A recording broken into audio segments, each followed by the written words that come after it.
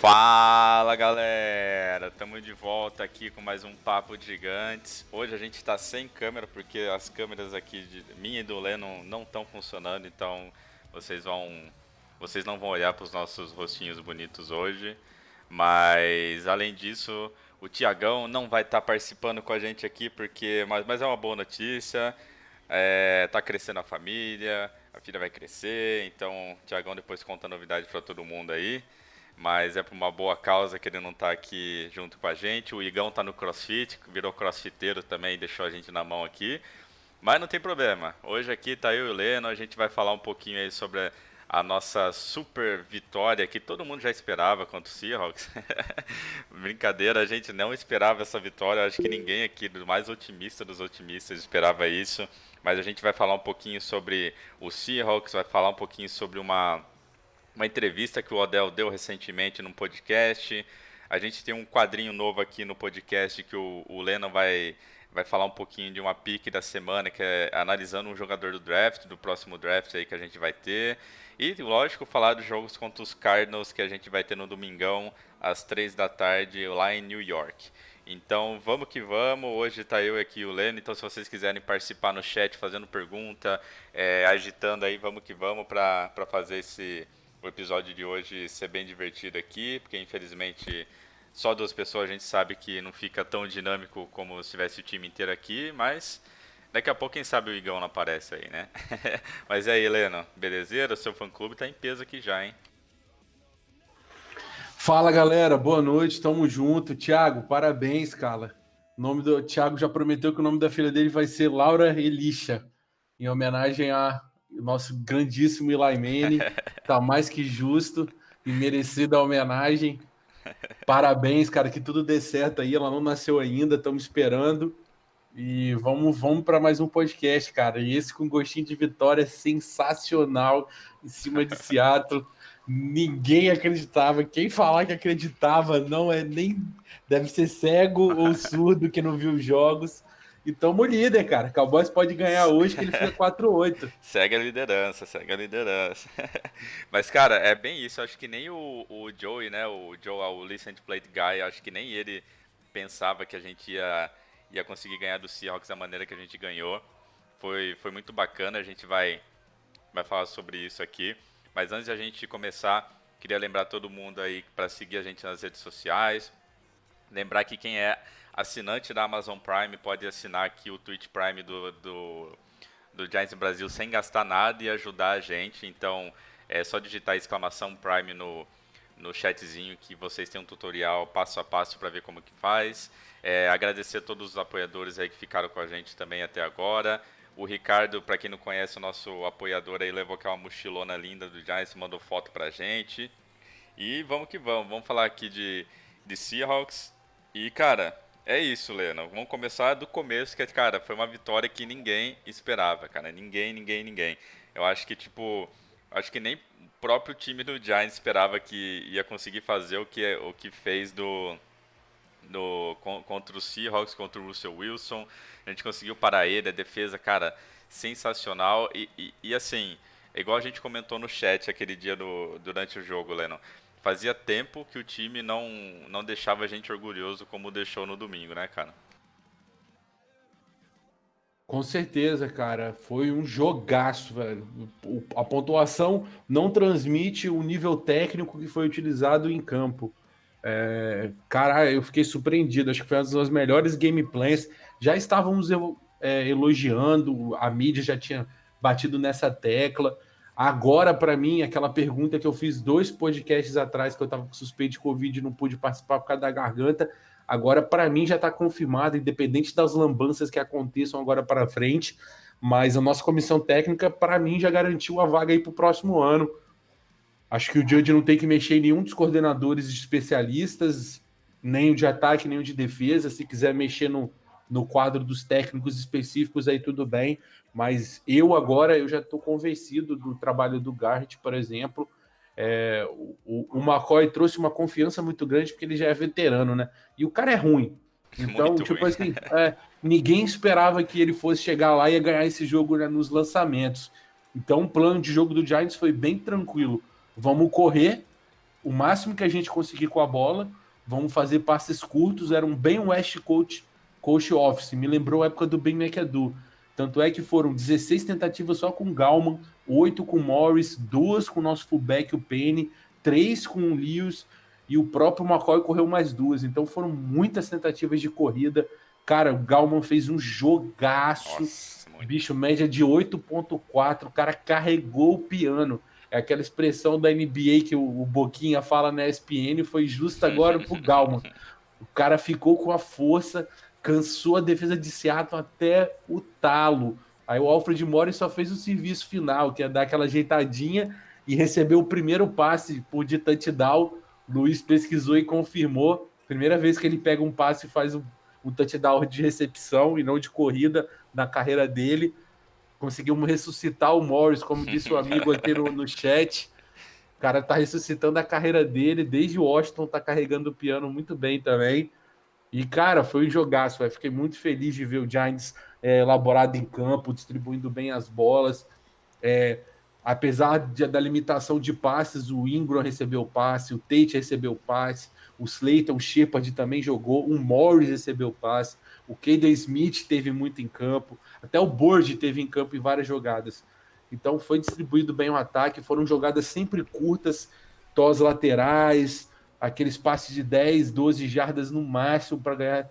E mexemos as correntes, cara. Gastamos tempo, apesar do Seattle ter ficado um pouco mais, 5 minutos nos estados finais, mas mostrou que o ataque do Giants correspondeu ao mesmo tempo que o do Seattle.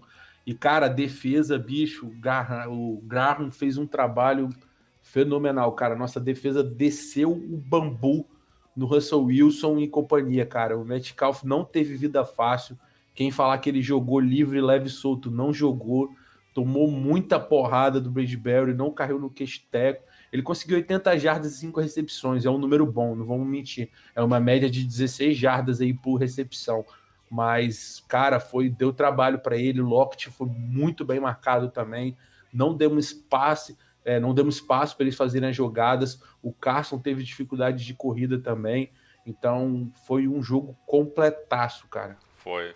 E que você falou da defesa, né? Eu acho que assim, acho que todo mundo concorda que a defesa foi a maior responsável pela nossa vitória, porque ao mesmo tempo que ele conseguiu pressionar o Russell Wilson, ele conseguiu defender na secundária, conseguiu marcar bem, não fez tantas faltas. Eu não sei a quantidade de faltas, mas eu acho que a gente não chegou nem a fazer umas 3 ou 4 faltas defensivas. Cara, e todo mundo jogou bem. Bradbury não caiu na pilha do Metcalf. O Pepper jogou muito bem. O Martinez, como sempre, o rei do tackle, ajudou o time. Mas eu acho que o grande destaque, não destaque, mas um ponto assim que é legal deixar bem destacado mesmo é a questão do Theo Crowder, né, cara, que foi aí o Mr. Relevant, né, o senhor irrelevante aí no último escolhido do draft. E, cara, ele foi um dos melhores jogadores da defesa, fez 6 tackles, uma assistência, um sack, e ele foi tão elogiado que na entrevista coletiva perguntaram pro Joe Judge do tipo, meu, e como assim, né? Como você se sente tendo o senhor irrelevante como uma das peças chaves da defesa no jogo de hoje? E ele deixou claro, ele falou, cara, aqui dentro não importa se você foi o primeiro escolhido, se você foi o segundo, se você foi o último. Aqui, se você tá jogando, você tem a sua chance em campo. Se você jogar bem, você continua. Se não jogar bem, você sai fora. E, cara, ele fez um jogo muito bom. Eu fiquei bem impressionado também com o Peppers, com o Bradbury e, lógico, com o Leonard Williams, que, cara, ele vem calando a minha boca e eu gosto disso porque quando é para calar a boca no sentido bom, né? A gente não liga. O Giants calou a boca de todo mundo nessa partida. O Leonard Williams está calando a boca de todo mundo já faz algumas partidas. Ele tem se mostrado uma peça fundamental na nossa defesa. E até a gente comentou, né? Eu acho que no grupo lá do WhatsApp que devido às mudanças que a gente está vendo na contagem de snaps mesmo, né? A gente pode perceber um pouquinho que o time está tendo um indicativo que vai priorizar manter o Leonard Williams ao invés do Dalvin Tomlinson, né? Porque eles estão dando pouco snap pro Dalvin Tomlinson, estão aumentando os snaps do Hill e do Lawrence. Então, como a grana vai ser alta, né, no ano que vem, eu acho que eles estão dando uma preferência pro Leonard Williams, que está se mostrando um jogador chave na defesa, né? Você tem se surpreendido, Leno, com o Leonard Williams ou não? Você acha que ele ainda não pagou a dívida que ele tem aí de vários milhões na conta? Ah, cara, eu gostei.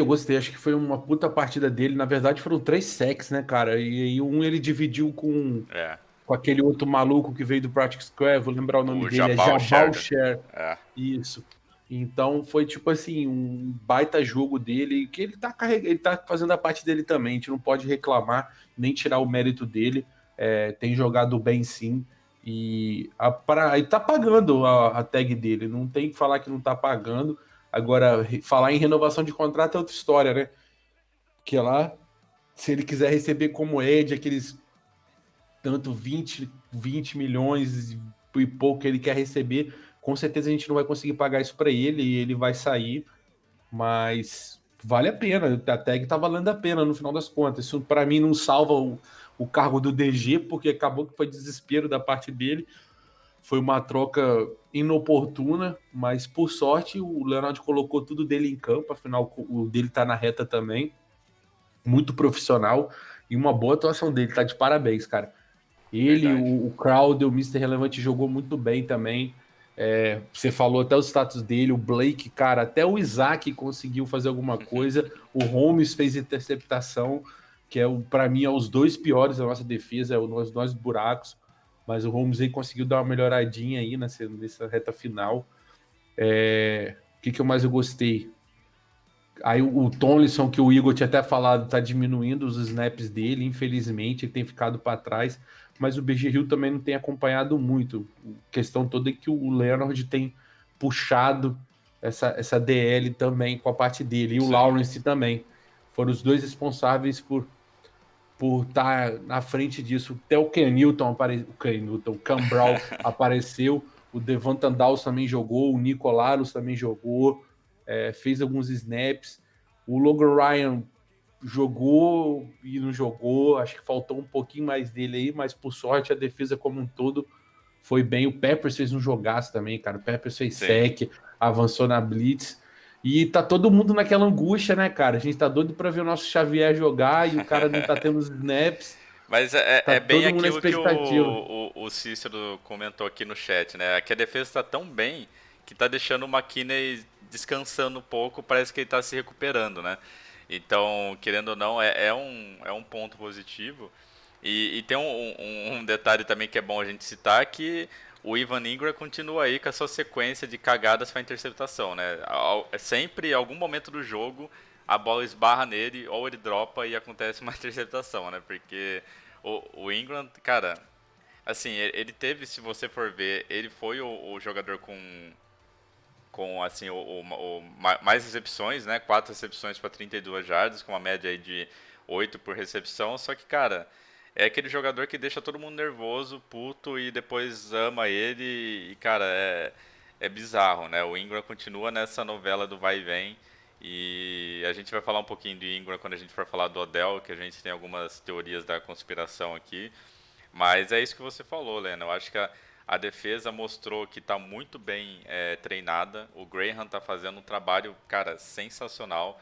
E igual a gente comentou em outros podcasts, não são nem peças assim, vamos dizer, jogadores incríveis, mas o Graham tá fazendo a unidade da defesa parecer incrível, né? Porque ele está conseguindo fazer um gameplay muito bem feito.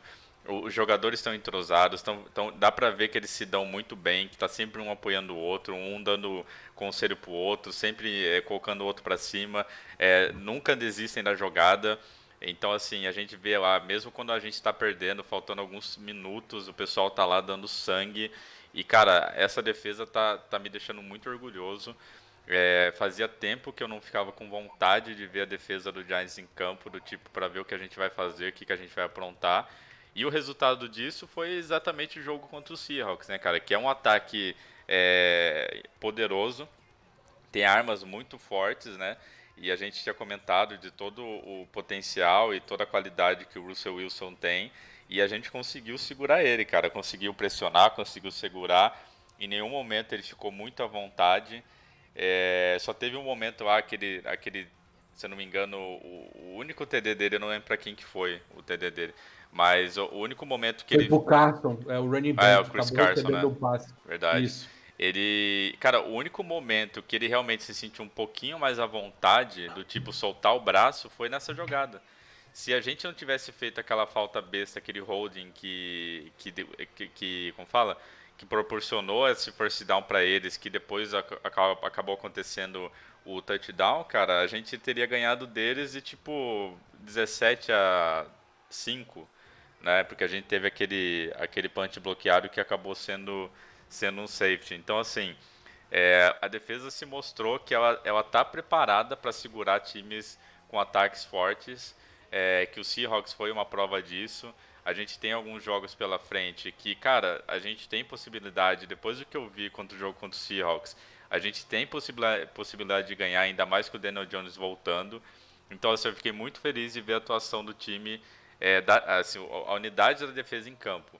O ataque ainda tem muito o que me conquistar ainda. Eu ainda não estou super feliz com o ataque, mas eu estou muito feliz com o Gallman, cara. O Gallman, ele está se mostrando um jogador que a gente pode confiar, um jogador que sabe fazer rota, sabe fugir do tackle, um jogador inteligente que não é do tipo que abaixa a cabeça e sai correndo para frente sem ver o que vai fazer.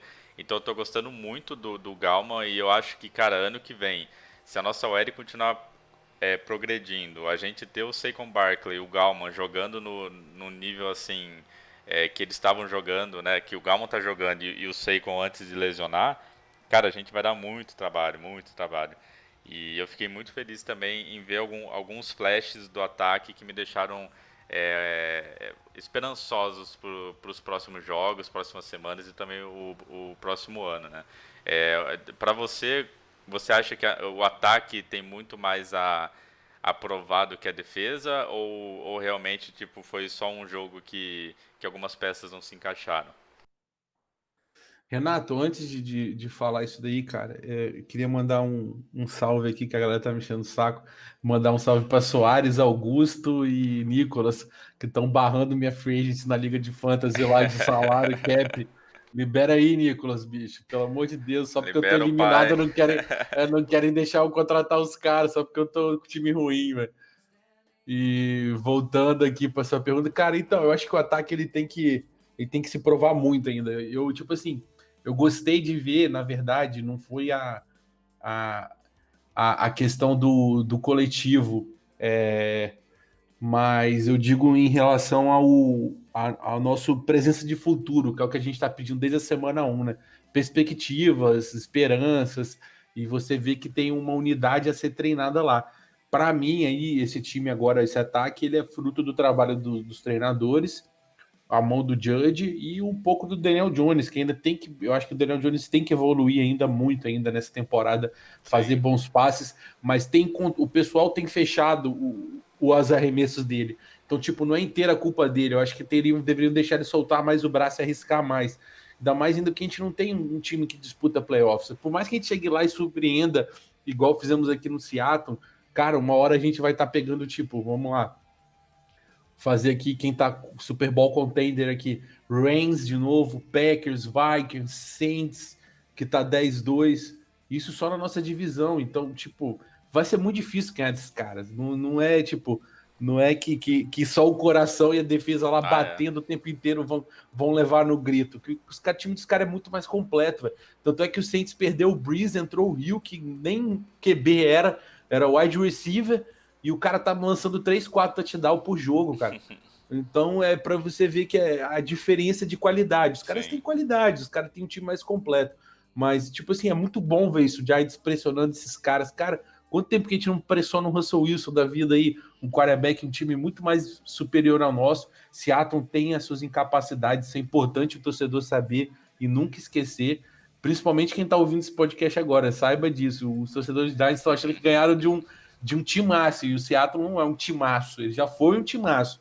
Hoje a defesa dele tá um pouco destruída, tá devendo na secundária, a DL não tá tão bem igual antes, mas eles têm aquele meio que os linebackers são muito fortes ainda, e o ataque deles, cara, a OL conseguiu dar uma melhoradinha, mas ainda deve muito aquela OL a Russell Wilson. Russell Wilson ele faz milagre, e ele começou a temporada muito forte, aquelas 5 primeiras semanas que ele bateu o recorde de lançamento de touchdown por jogo, ele estava jogando muito, mas desde uns 4, 5 semanas atrás ele está sofrendo mais. Os times têm conseguido colocar mais pressão nele. Então a gente tem que ter pé no chão em relação a isso. Mas, cara, de novo, parabéns ao time, o time merece, o time conquistou.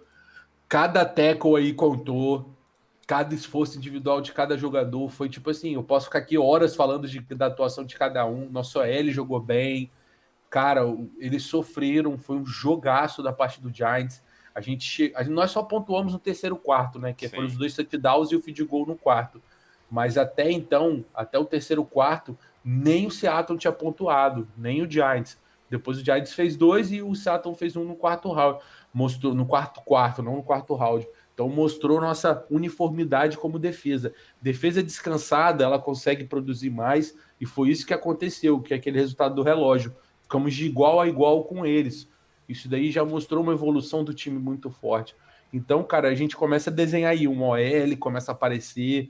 É claro que precisa de um reforço ou outro, mas você vê que a unidade está começando a trazer, colocar o trabalho em campo, que começou desde a primeira temporada, desde a primeira semana. Verdade. E aí, se a gente conseguir uns recebedores agora no draft, cara, ou na free agents, você já começa a ver um ataque já. Você começa a trazer aí, resolve essa questão dos tackle, da OL. Pô, você já começa a ver assim, talvez aí para o novo GM que vir, fé em Deus, vai vir um novo, o cara já começa a pensar, talvez eu deixe o Daniel Jones que eu vou ter um time aqui, ou trago um veterano, reserva de confiança, que não seja o McCoy, seja outro que consiga lançar mais bolas e ter o braço mais forte.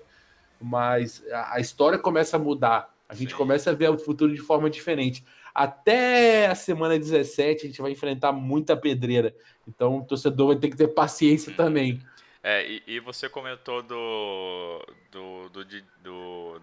Dave Gettleman, né? Do novo GM chegar aí e tal. E o Cícero levantou um ponto aqui que eu queria ver com você, que ele falou o seguinte: temos que falar do elefante na sala.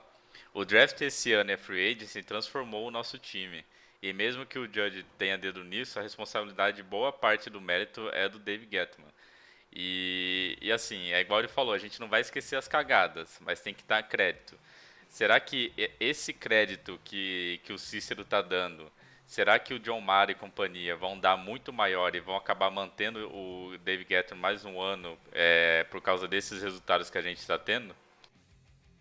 Tipo assim, cara, eu vi aqui agora o comentário dele. Na questão do head coach, ele participou, não vamos ser injustos, não. O DG participou. Tanto é que na entrevista do Judge estava DG, o Mara e o Tish não participou. O Tish só ficou sabendo depois e conversou por telefone. Mas quem escolhe o head coach no final não é o GM. O Giants não tem esse. Aqui no Giants, tá? Tem franquias que liberam o GM escolher isso. Mas aqui no Giants esse tipo de escolha nunca foi exclusiva do general manager do time. O DG não tinha palavra final. Tanto é que quem ligou para contratar o Judge foi o Mara, que confirmou a contratação. E no caso do Matt Rule, que foi pro Carolina Panthers, quando ele retornou a ligação e pediu um contrato maior e outras questões, ele falou com o Mara, ele não falou com o DG. Isso aí o Hanan da ESPN tem um podcast, eu posso mandar depois para justificar isso. Então não é uma escolha direta dele. Agora, quanto à questão dos draft pick, cara, isso daí a gente acha que sempre elogiou, né? O DG ele sempre foi um bom scout. Isso daí a gente que ninguém negou aqui, ele sempre fez boas escolhas. Tanto é que, por exemplo, contra Penn State no sábado, que foi Penn State caralho, não vou esquecer agora o nome da outra faculdade, Rutgers, alguma coisa assim. Ele foi lá ver pessoalmente o jogo. Então, tipo, uma parte de scout dele é grande, mas, cara, acertar no draft é obrigação do GM, cara. Não se enganem, o draft é a única fonte viável de renovação do time. Não é através da free agency. Quando você gasta todas as suas fichas na free agency, que foi o que o Reese fez, o resultado é aquilo que a gente viu. O Reese, ele conseguiu Durante todas as piques deles, ele não viu nenhuma pique de first round até o JPP renovar com o time. Aí o JPP teve a tag e quando o Odell ia renovar, ele foi demitido antes. Então ele não viu nem o Odell, que era uma escolha de primeiro round dele, ficar no Giants. Tirando esse aí, todas as outras first pick deles, ele viu indo embora. Então o Giants tem um histórico muito ruim de draft. E eu acho que o DG ainda deve muito. Ah, ele acertou na DL, quem trouxe o Lawrence foi ele, o Tomlinson foi ele. Então a gente pode ficar tranquilo que a parte dele ele fez, mas não é só o scout o time. O time é administração também. A free agency dele, não acho que a free agency dele tá salvando o time, não, cara. Ele fez a trade com o Leonard Williams. Eu acho, pessoalmente, Cícero, uma trade bosta. Não gostei dessa trade. Por mais que ele tenha valorizado agora, feito esse sex, se você pegar a temporada inteira e o que a gente deu naquela terceira pick, a gente poderia estar com center agora naquela terceira pick. Terceira pick, não, desculpa, terceiro round. Nós teríamos um center titular de muito mais habilidade do que o Gates e talvez estaríamos num cenário muito mais diferente do que estaríamos agora, por causa dessa trade dele. Então, não passo pano, não. Com certeza o Xavier eu acho que vai surpreender muito. E aí a gente vai lembrar desse momento aqui que você perguntou. Não é que a gente está tirando o mérito do DG, mas o DG tem suas limitações quando o time é administrar a questão toda. Ele não soube administrar. E, cara, o nosso time não é uma beleza. Ele acertou isso daí, mas para ver esse resultado dele aí, ele teve que ter algumas temporadas ruins. Então, para mim, as fichas dele já acabaram. Ele tem que sair mesmo. O Daniel Jones hoje, para mim, se a gente fosse pegar e fazer um retrospecto, ele não é um franchise quarterback. Acho que você também concorda comigo nisso. Então, ele errou na escolha do quarterback novo e ele pagou caro por essa escolha do Daniel Jones.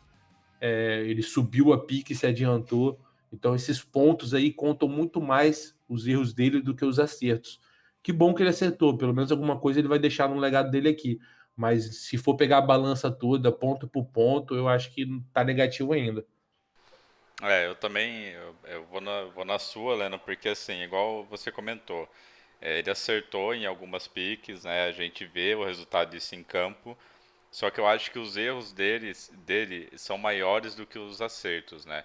E eu acho que por todas as chances que ele teve de fazer alguma diferença, ele não fez, e todo a pressão, né, que o John Mara, o Steve e todo o pessoal do Giants está sofrendo em relação a manter ele ou jogar ou mandar embora, eu acho que eles vão acabar, independente do resultado aqui da temporada, eles vão continuar naquela decisão que eles já falaram lá algumas semanas atrás, que seria a demissão do Dave Gettleman. Né? Eu não acho que eles vão voltar atrás, até porque a gente conhece os nossos proprietários, eles são orgulhosos, então se eles falaram isso em algum lugar e tem gravado, provavelmente eles não vão voltar atrás, porque eles não querem que o pessoal fique ainda mais nisso na orelha deles, porque a gente conhece Nova York, né? Qualquer coisa é motivo para colocar no amplificador e isso aumentar ainda mais. Mas eu acho que vai chegar um novo GM sim. E já pegando o gancho aqui na pergunta do João, né, que ele pergunta, será que o novo GM não vai fazer a mesma coisa que o Dave Gettleman, limpar o roster e trazer os próprios jogadores? É um risco, eu acho que assim, qualquer troca de GM, qualquer time, a gente tem essa possibilidade, porque ele gosta de chegar com a casa limpa, do tipo, para não ter nenhum tipo de vamos dizer assim, de sujeira do antigo GM no elenco que ele está montando. Só que tem aqueles pontos que o Lennon comentou, né? A gente tem alguns jogadores que estão mostrando um desempenho bom, que estão mostrando o resultado em campo e que provavelmente, assim, num futuro faz muito mais sentido manter eles e construir um time em volta disso do que acabar começando do zero e uma nova, como fala, um novo rebuild, né? A gente já deve estar, sei lá, no oitavo rebuild. Então, eu acho assim que mesmo chegando no novo GM, ele não vai limpar tudo. Talvez, sei lá, se o cara não foi muito bem com a cara do Daniel Jones e achar que tem um outro nome no draft que pode ser uma peça importante na posição de QB, talvez eu até não ficaria assustado com a troca, porque o QB é uma coisa muito frágil, do tipo que a pessoa, se o GM chegar e não gostar da pessoa, ele vai dar um jeito de mandar embora. A gente já viu isso acontecendo com vários times, várias first picks aí trocando de time com muita mais frequência do pro que a gente via antigamente. Então, é um risco, é uma possibilidade, só que eu acho que pelo resultado e pelo entrosamento que o time está mostrando, eu acho que esse novo GM não faria isso.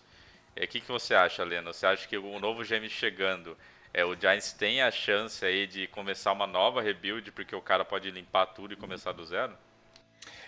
Antes, Renato, o Igor me lembrou bem. O Tomlinson foi pelo Reese, foi no draft do Ingram. Na verdade, eu me referia ao BG Hill, que aí foi no do Barkley e foi o, o DG. É, cara, então, o pessoal também tem que lembrar que essas piques nossas aí, o Barkley, por exemplo, foi draft de 2018. Então, teoricamente, o contrato de calor é 2018, 2019, 2020 e 2021, e tem as opções de quinto ano. Então, até 2021, a gente não viu uma turma completa para a gente saber se o cara deu realmente resultado. Pode ser que a gente chegue lá em 2021 e, por exemplo, o Will Hernandes nem no elenco esteja, porque não valeu mais a pena. Aí já é um ponto negativo pro DG. O Carter, cara, acho difícil de assumir essa posição de Ed mais. Para mim aí já passou o tempo dele. O Lauleta já abandonou o elenco. Aí depois o Ballantyne, que foi um cara tão prestigiado, já vazou. O Connelly também. Baker. O Baker já vazou também. Então, se a gente for botar no papel aí, as piques aí não foram tão resultados assim. E talvez chegue lá em 2024, esses de 2020 agora, a gente não tenha quase nenhum ou beira extinção. Mas, respondendo à pergunta da questão do GM desvincular o elenco, é um risco mesmo, é o que você falou, acho que você falou muito bem. A gente vai estar sempre sujeito a isso, mas, cara, eu acho isso uma atitude muito feia e muito retrógrada de um general manager que chega no time. O cara chega lá na franquia, manda talento embora porque foi o outro GM que trouxe. Ainda mais a situação do Giants, que vamos concordar que os talentos são pouquíssimos. Então, se a gente mandar embora os poucos que tem, não vai sobrar ninguém, a franquia só vai piorar. Agora, com a questão de quarterback, aí, cara, eu acho que realmente ele tem que mexer. Aí ele vai chegar assim e falar, pô, preciso de um franchise de quarterback. Hoje você constrói a franquia de duas maneiras na NFL. A mais tradicional que todo mundo conhece é você pega seu franchise quarterback e você constrói ao redor dele um time. Isso a gente falhou com o Eli Manning feio também. É. Conseguimos fazer 2 Super Bowls para ele, mas depois ficamos devendo. E a segunda, que já tem muitos times fazendo, o Titans já fez, o Eagles foi campeão assim, sem o Wentz, que são você monta um time forte, competitivo, e aí você adiciona um quarterback razoável, ou bonzinho, ou sólido, e o cara já começa a trazer resultados. E enquanto ele estiver lá, você vai montando um time mais forte, mais forte, mais forte, e depois você acrescenta um franchise quarterback nele. Sim. E aí ele começa a ganhar com um contrato de calor e você pode gastar no restante do time. E quando ele for receber o contrato de veterano, você vai pagar ele, que ele é o franchise quarterback do time, e o outro time você vai começar a mandar as peças embora, ou já vai ter acabado o contrato dele naturalmente. Então, nosso GM tem o direito de escolher isso, pelo menos, né? Porque vai estar casado com ele. E lá, quando nós draftamos o Daniel Jones, a gente falou que o Daniel Jones e o Dave Gettleman é um casamento. Sim. Se um cai, o outro cai. E aí, cara, tá se provando agora mais uma vez isso daí. O casamento, para mim, já acabou. O Daniel Jones pode até continuar. Eu acho que draftar um quarterback no draft não impede ou vá falar que ele vai embora. Ainda mais ainda que tá cada dia mais claro na NFL que não dá para se chegar e plug and play, que eles chamam. Já chegar e botar o cara vai jogar e vai render milhões de maravilhas. Então o cara precisa ficar um tempo treinando, se adaptar. Quanto mais ele aprendeu com o jovem quarterback, é melhor. Então, mesmo que nós viemos a draftar alguém, não quer dizer que o Daniel Jones vai direto para o banco. Pode ser que ele fique ainda um tipo como titular um tempo. Uhum. Mas eu acho que o novo GM tem esse direito de escolher um franchise quarterback e tentar um quarterback dele. Agora, eu volto na questão, cara. Nós temos muito poucos talentos, cara. Hoje eu acho que o único que dava para mandar embora aí por causa de que é um nome mais forte aí, seria o Ingram. O cara falar, pô, o Ingram não tem futuro, ele é ruim. E o DG insistiu nele, mesmo oferecendo picks para ele em trade. No final da temporada ele não quis. Aí vai querer mandar esse cara embora. Aí tudo bem, aí é a visão dele. Mas, pô, nosso time é tão fraco, cara, de talento. Se o cara chegar aqui e mandar o que tem já pouco embora, É não sei o que verdade. acontece.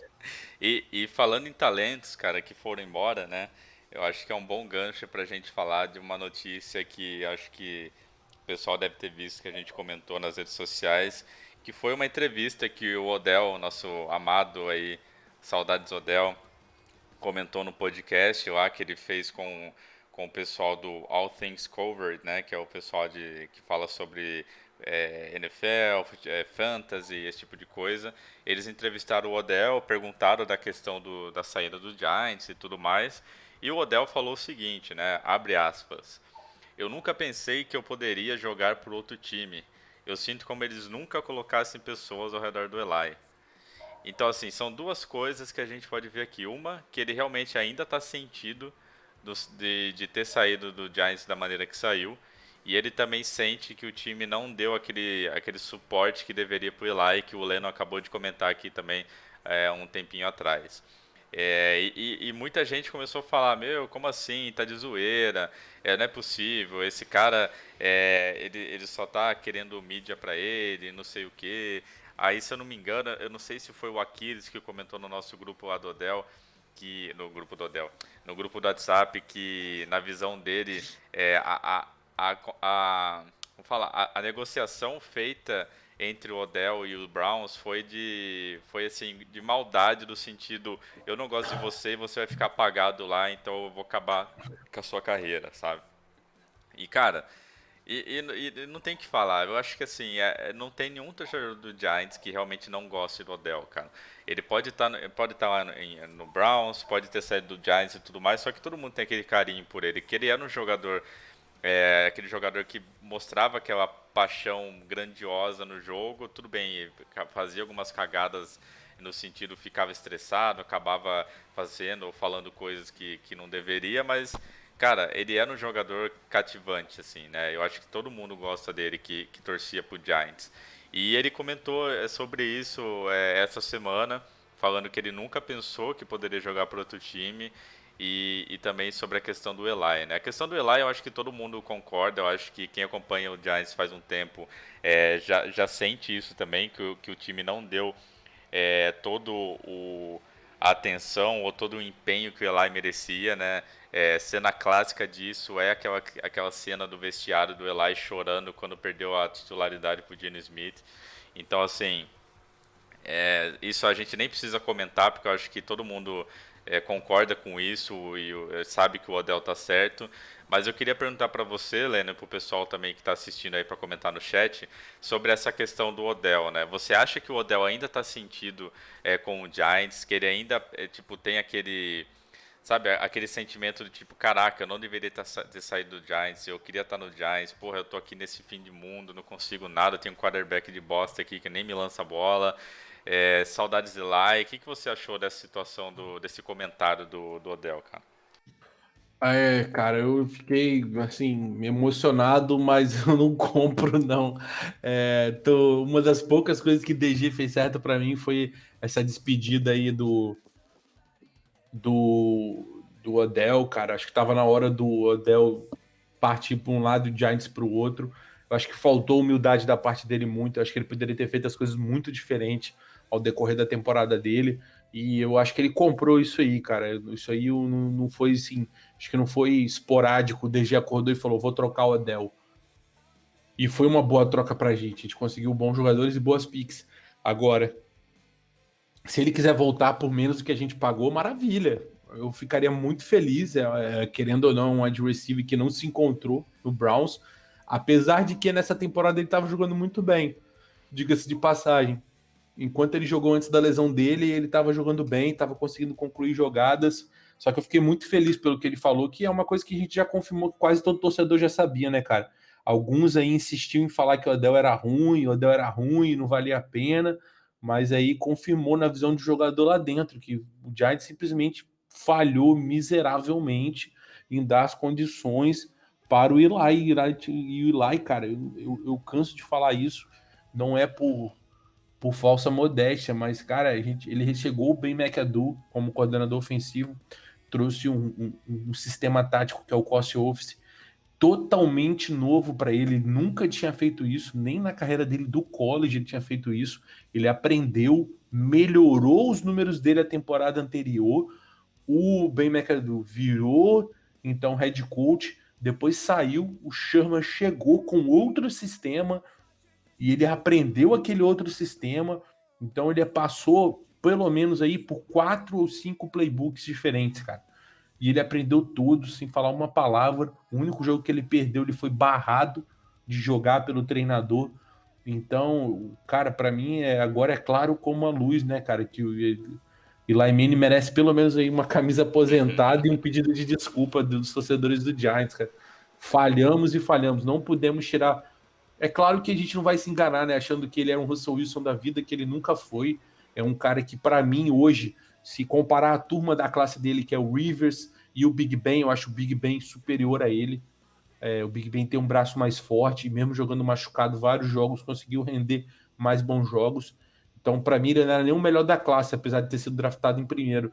Mas, cara, nós poderíamos ter feito muito diferente. Aquele declínio da OL de 2012 foi o começo da queda do Eli Manning. Foi lá que ele perdeu aquela OL dele que foi campeão do Super Bowl. Os caras foram aposentando, uns foram embora. Trouxemos o Pug, trouxemos o Hitchburg, não mantivemos esses caras foram embora, e não foi culpa do DG isso, foram antes que eles foram embora, foi culpa do Reese, e o time foi só decaindo, cara. O time tá num buraco. Cara, o nosso quadro de wide receivers, velho, é triste demais, cara. Não tem um nome. Por exemplo, a gente, pô, vamos lá no Lions. O Golladay tá machucado agora, mas o cara tem Mervyn Jones. Mervyn Jones, para mim, com 30 anos, é melhor do que todos os nossos wide receivers. E ele é o wide receiver 2. Imagina o Will Fuller no nosso time como recebedor, cara. É melhor do que todos. Então, tipo assim, o wide receiver 2 ou 3, os caras jogam melhor que o nosso todos, velho. Olha o time do Seattle, Metcalf e Lockett jogando. Porra, é tipo assim, a gente tá numa maré de sem talento mesmo, cara. É uns caras que, tipo assim, e o mesmo se aplica a Daniel Jones. Vamos supor que Daniel Jones joga um helicóptero lá. O McCoy também. Mas o cara sobe, pega a bola e faz uma jogada. O cara consegue 5, 10 jardas, que era o que o Odell fazia muito bem também, diga-se de passagem. Era o pós-recepção dele que era o mais forte. O cara conseguia ganhar muitas, muitas jardas, era muito drible, era muita jogada. E a gente não consegue. Agora a gente tem outra red flag, cara. A gente não sabe se Barkley vai voltar. A verdade é essa. Se vai voltar o mesmo? A gente não sabe. Então perdemos talento de novo e foi uma pique do DG. Apesar de eu concordar 100% com ela, eu não teria feito diferente, eu não me arrependo disso. Acho que foi o best play available. Muita gente fala, running back tão alto, é outra discussão. Depois a gente entra nisso. Mas, cara, o nosso time falta talento. E, porra, o Odell seria muito bem-vindo, né, cara? Porra, manda o Querendo ou Ingram pra não, eles, pô. Manda o Ingram. com certeza, troca fácil, fácil, fácil. Fico com o Caden Smith rindo aqui. Cara, manda o Ingram mais o Shepard, não tem problema não. Pega os dois, ó. Pode ir embora.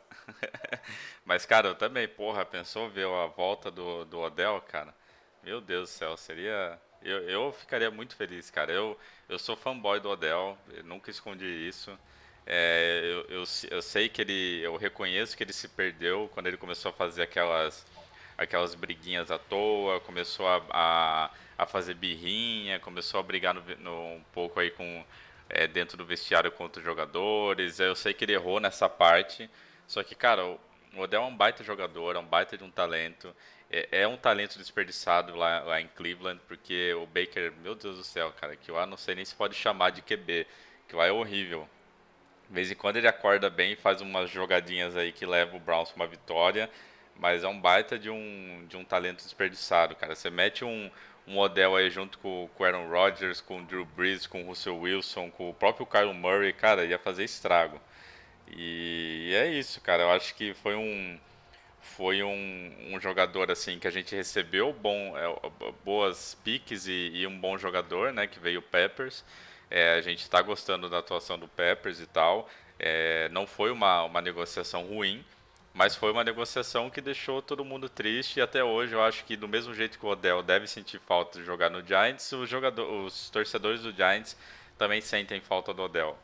Eu acho que lógico que existem torcedores que não querem ele de volta, mas eu acho que seria uma parcela bem pequena. Eu acho que a maioria gostaria de ver o nosso OBJ aí de volta. Mas enquanto isso, né, a gente vê ele pegando algumas bolas no Cleveland e fazendo alguns Call of Duty aí da vida no streaming, né? Tá se aventurando aí no mundo dos streamings. Mas, Lennon, já indo pro penúltimo assunto do dia aqui, vamos falar aí do seu novo quadro, do seu pique da semana, falando um pouquinho de um jogador aí do draft que, se eu não me engano, é o Devonta Smith, né? O que você tem para falar desse jogador aí? Cara, então a gente vai começar um quadro novo aqui, que nós vamos, cada membro aqui vai escolher um jogador por semana e vai falar sobre ele, até para já ir apresentando os jogadores do draft. E são jogadores de need, e vamos falar qual round aí está previsto para ele sair, mas não quer dizer que nós vamos pegar ou que vai ter esse compromisso, mas a ideia mesmo é passar bons nomes para a galera já se adaptando e para ficar de olho, principalmente nessa reta final do college, que está mais curta agora, e aí a gente conhecendo esses jogadores, cara. E aí eu fiquei de responsabilidade de começar. Ia ser eu, o Thiago, e ficou eu mesmo. O Thiago nem tá por causa disso, tava fazendo fila. E aí eu vou pedir pro Renato até passar o vídeo do jogador aí. Tá no ar, tá no ar. Foi o principal jogo dele. Eu escolhi um wide receiver, que é uma das necessidades nossa. E eu falei aqui que nosso elenco tá carente. Tive a oportunidade de ver o primeiro jogo dele. Eu não sou um cara que acompanha college, eu estudo muito os prospectos, mas só depois que eles são declarados para o draft. Não é minha onda ficar vendo o jogo do college, assim, porque seria muitos jogos para ver, e eu gosto de ver NFL só no domingo. E aí eu tive a oportunidade aí, graças a dois amigos, o H e o Nicolas, que foram que mandaram o link lá no grupo do WhatsApp do jogo. Teve Alabama e LSU essa semana. Alabama atropelou a LSU de 55-17. Foi uma lavada. A LSU, para quem não sabe, é a atual campeã. Foi campeã em 2019 com o Burrow. Antes dele foi draftado.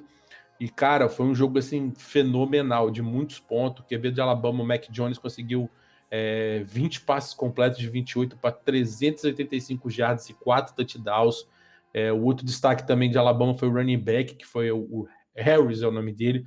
Teve 21 carregadas para 145 jardas e 3 touchdowns. Porém, para mim, aí foi o terceiro destaque, foi o Devonta Smith, que é a minha pick aqui que eu faria. Ele hoje está saindo no top 10 e ainda tem um wide receiver que está saindo antes dele. E eu vou falar depois sobre o outro wide receiver também um pouco, mas para mim aí Devonta Smith é um nome para a gente ficar de olho, principalmente que nós estamos ganhando, né? Então nossa speak está subindo, então já a segunda opção aí é a mais viável. Cara, ele conseguiu 8 recepções no jogo para 231 jardas e 3 touchdowns. O cara não foi queimado por ninguém da LSU, atropelou os caras. Ele tem 185 centímetros e 79 quilos. Ele é magrinho, como vocês podem ver, 79 quilos não é normal. Geralmente os caras chegam a 85, 90 quilos no draft.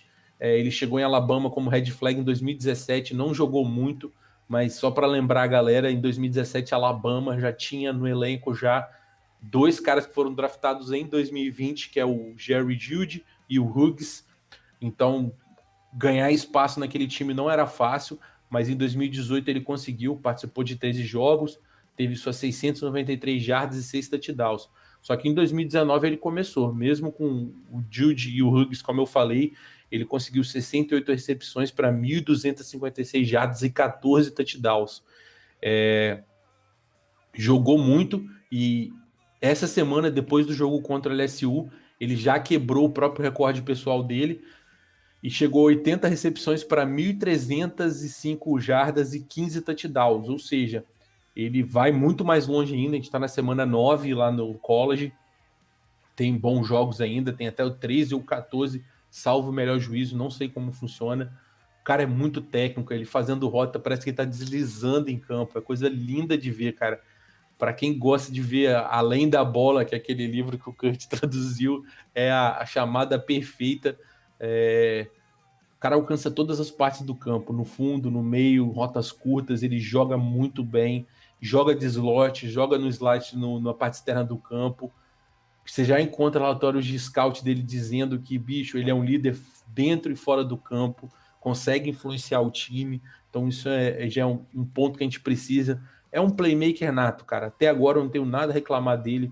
Cansei de ver algumas tapes dele aqui hoje para estar fazendo esse negócio para vocês. O trabalho de mãos do cara é absurdo, cara. Me lembra muito o Antônio Brown na época do ápice dele, cara. As rotas, aqueles 6 passinhos aí, do nada ele dá aquela quebrada de ombro, ele já vira 90 graus, que não tem um defensor que consegue acompanhar, cara. A única red flag dele, como eu falei para vocês, é a questão do físico, cara.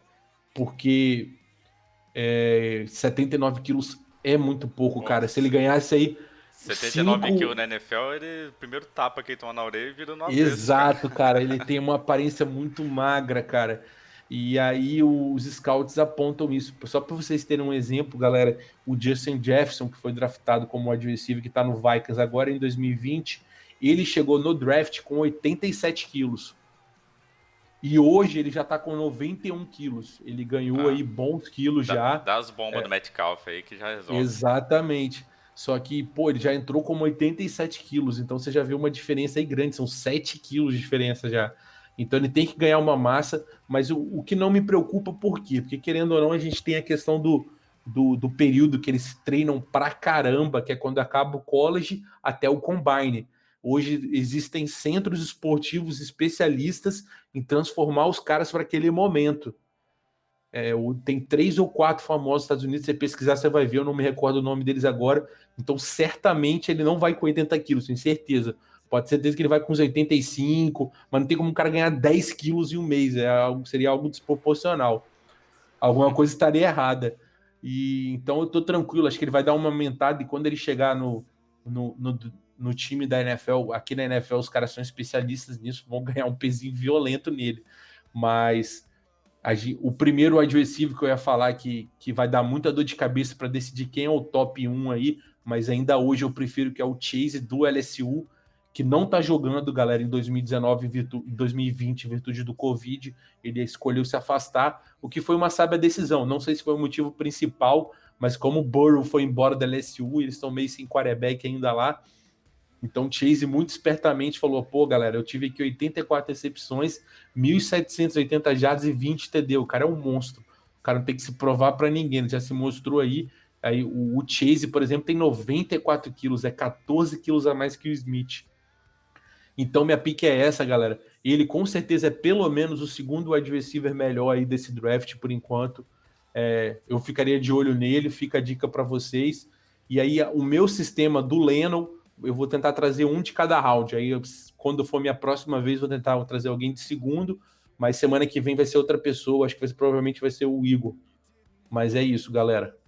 Boa. E já indo aqui pro assunto final, pra gente falar aqui um pouquinho sobre os Cardinals, né? Domingão a gente vai enfrentar os Cardinals em Nova York, às 3 da tarde. Os Cardinals estão 6-6, mas eles estão vindo de 3 derrotas consecutivas. E a gente tá 5-7 vindo de 4 vitórias consecutivas, né? A gente está em primeiro na nossa divisão e o Cardinals está em penúltimo, só na frente do 49ers que está aí com 5-7, o mesmo recorde da gente. O que a gente pode esperar desse jogo, Lennon? Será que Kyler Murray e companhia vão ter aí o necessário para vencer o Giants? A nossa defesa vai aparecer, vai conseguir pressionar eles do jeito que a gente pressionou os Seahawks? Provavelmente, a gente não sabe ainda, não tem nada oficial, mas provavelmente a gente vai ter Daniel Jones em campo. Então a gente já vai ter aí um progresso no nosso ataque, né? Saindo McCoy e entrando Daniel Jones. Mas o que você espera desse jogo? É um jogo que a gente pode ganhar? É um jogo que a gente tem que ficar esperto? O Arizona vai chegar com tudo? O que você espera dessa partida de domingão, cara? Rapaz, pensei muito nisso hoje, pensei rindo, cara, porque, tipo, o normal falaríamos que o quê? Derrota do Giants, sem sombra de dúvidas, e faríamos isso de um jeito rindo, sem sombra de dúvidas. Só que agora, cara, a história mudou, principalmente porque Arizona Cardinals, querendo ou não, ele tá disputando o título. Ele tá em terceiro da divisão dele ainda. Mas ele tá 6-6, cara. E ele tá numa liga que tá disputada para ele. Sim. Então, tipo assim, Não dá pra falar que tem, o Giants não tem chance de vencer esse jogo, que tem sim, cara. O Arizona tá mal, velho. Arizona não tá bem, cara. Apesar de ter Hopkins no elenco, não tem conseguido colocar o time em campo. A defesa tem falhado. Então, tipo assim, o Marcus Golden não foi a salvação deles na DL. O Kirk também tá devendo. O jogo corrido começou a empregar. O Drake começou a ser o running back 1 e tem trazido touchdowns aí toda semana. Já faz umas 2 ou 3 semanas. Só que o Murray tá devendo. E o Murray é muito parecido o estilo do Russell Wilson. Então, tipo, acredito que o gameplay de pressionar vai ser parecido ou algo nesse instante. Só que nós vamos ter cuidado que a gente tem um Hopkins lá no fundo do campo. Pois é. E o Hopkins é um monstro, é um dos melhores wide receivers na NFL. Então, tipo assim, a atenção vai ter que ser redobrada nele. É uma questão de dar mole, perder a bola. Não vai ser igual o Metcalf, não, que ele vai ficar de piadinha e dar um teco, não. Ele vai driblar e vai meter um touchdown. E o Kyler Murray é um cara que vai para cima. O Russell Wilson se cuida mais um pouco. Sim. Mas, cara, temos total chance de vencer. Eu acho que o Cardinals tem mais favoritismo para ser o ganhador desse jogo. Só que é um jogo que nós temos condições sim de vencer. Principalmente porque o Cardinals não tá no bom momento, cara.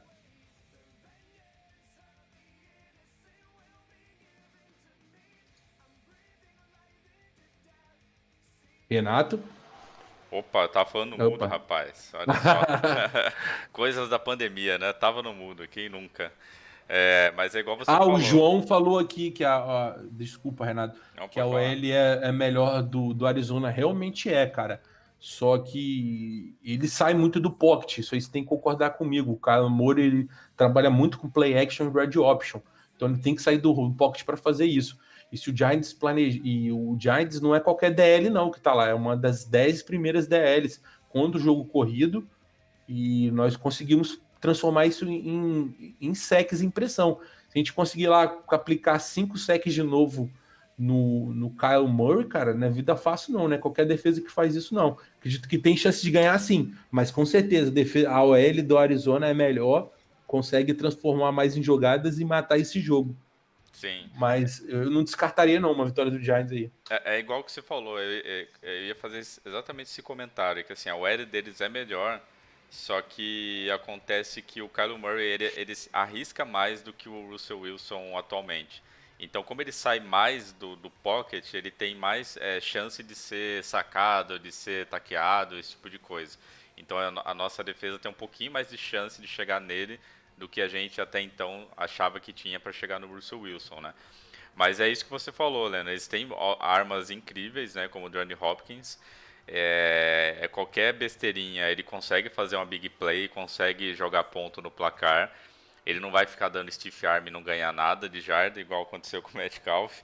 Mas ele é um jogador quieto na dele, sempre foi assim e sempre fez estrago. E querendo ou não, o Kyler Murray é um QB de qualidade. Ele está um pouco perdido ultimamente, não está conseguindo fazer aqueles baita jogos.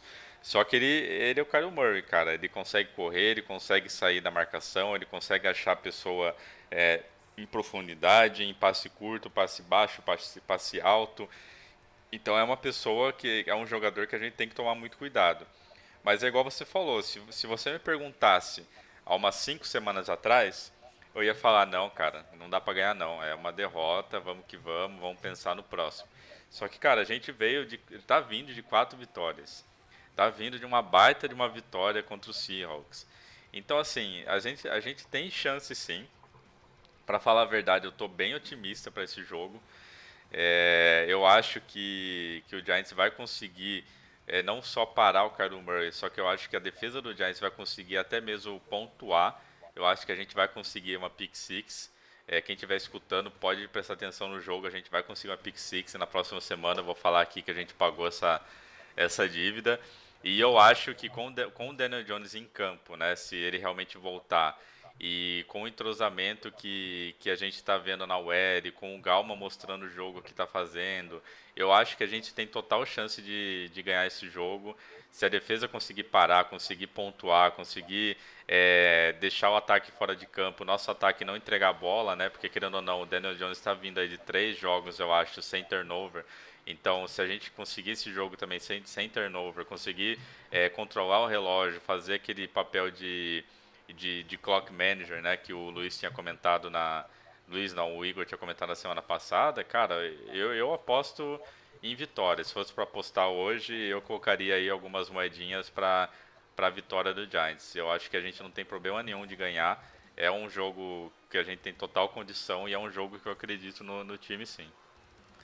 E eu acho que é isso, Lenão. Você tem algum ponto aí que você queira adicionar, cara? Não é isso, cara. Caraca, Tiago, boa sorte aí, cara. Que sua filha nasça muito saudável, linda. Tamo junto, cara. Dê notícias aí pra gente. Valeu, galera, pela companhia. cara, todo mundo aí, ó, desejando boas vibrações aí pro Tiagão que tá no chat. Filhota vai nascer logo logo. Parabéns, Tiagão. Parabéns aí pra sua mulher. Que ela nasça com bastante saúde, igual o Lennon falou. E é isso, cara. 1 hora cravada, olha só, hein? A gente é pontual, cara. Galera, eu acho que a gente comentou bastante aqui de Seahawks, comentou sobre o Odell, esse novo quadro aí do que o Leno teve a ideia, eu acho que vai ser bastante interessante para quem gosta de acompanhar college e também os prospectos aí do draft. E vamos torcer para uma quinta vitória consecutiva. Acho que é total. A gente tem total condição de chegar aqui comemorando a próxima semana. E vamos que vamos, galera. Valeu todo mundo que acompanhou. Valeu a galera do chat aí que participou com a gente. Quem não apoia o Giants Brasil aí, quiser apoiar na Twitch com a Amazon Prime, fica totalmente de graça. Você não gasta nada e apoia o canal. Tem lá no giantsbrasil.com.br para apoiar pelo PagSeguro. A gente tem grupo no WhatsApp aberto, tem grupo fechado, tem Instagram, tem Twitter, tem YouTube. Cara, tem um monte de coisa aí. Então vamos junto, vamos continuar torcendo pro Giants que vai dar bom, hein? Super boa realidade, cara. Tô sendo total realista. Isso aí, galera. Valeu. Até semana que vem. Vamos que vamos. Um abraço e tamo junto.